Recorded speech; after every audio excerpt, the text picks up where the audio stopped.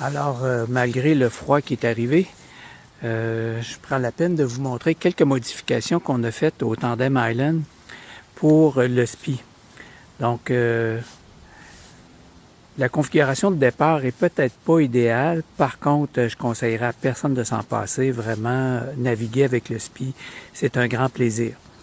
Alors, le problème, c'est que quand on veut faire un virement de bord, quand on déploie la voile, malgré le fait qu'on a raccourci la tête des lattes, ça a tendance à accrocher dans la drisse. Donc, il y a la drisse arrière, naturellement, mais aussi la drisse avant. Et si on a un vent de face, la drisse avant a tendance à se rabattre vers le mât. Donc, pour pallier ce problème-là, on a rallongé la drisse. Donc, il y a une épissure qui a été faite sur la drisse.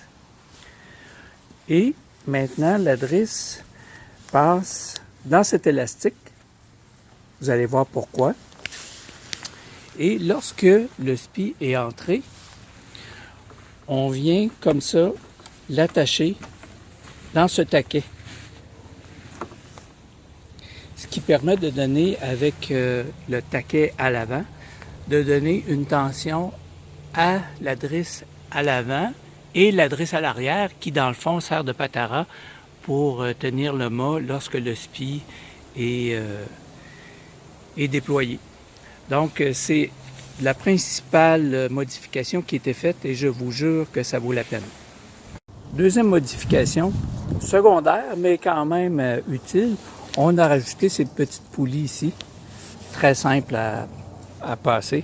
Puis ça permet à l'écoute du SPI de ne pas se promener, de ne pas sortir du taquet qui était posé à l'origine.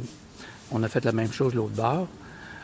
Je pense que naviguer avec les trampolines lorsqu'on a le SPI, c'est une excellente idée parce que ça évite, lorsque les écoutes ne sont pas taquées, de se ramasser dans l'eau. C'est l'usage du petit élastique. Donc, le SPI n'est pas déployé, mais lorsque le SPI est déployé, ben, cet élastique-ci tient la drisse pour pas qu'elle se promène dans l'eau, parce que je vous rappelle que la drisse a été rallongée par le biais d'une épissure.